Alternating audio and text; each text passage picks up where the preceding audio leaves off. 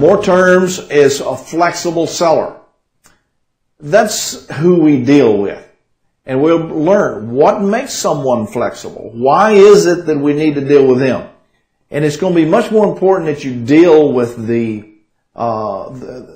you find a good seller than it is that you find a good property. We'll learn that is probably the major point that we'll go over in this particular lesson.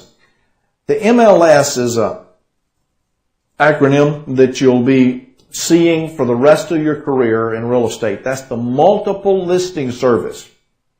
Now, at one time, they had a big, thick book in all the marketplace. They printed it maybe once or twice a month.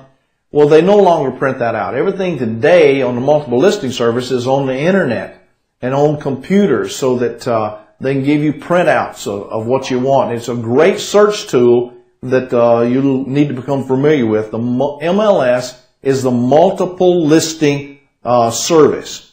Notice of a default is another term that you're going to have to become familiar with.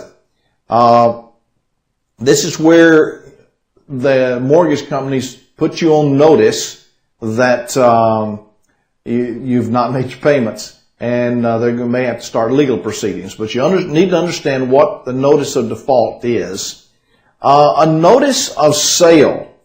A notice of sale is where they've actually gone through all the legal proceedings, and now they're going to notify the public that we're going to sell this property. Obsolescence is a term.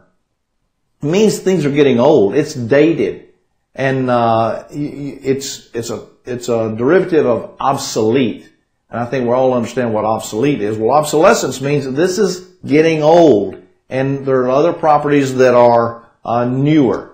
A realtor is a term you got to become familiar. A realtor is a designation that a real estate agent has if they reach certain levels of training, certain levels of professionalism. So you need to become familiar with all these terms of finding a real estate agent.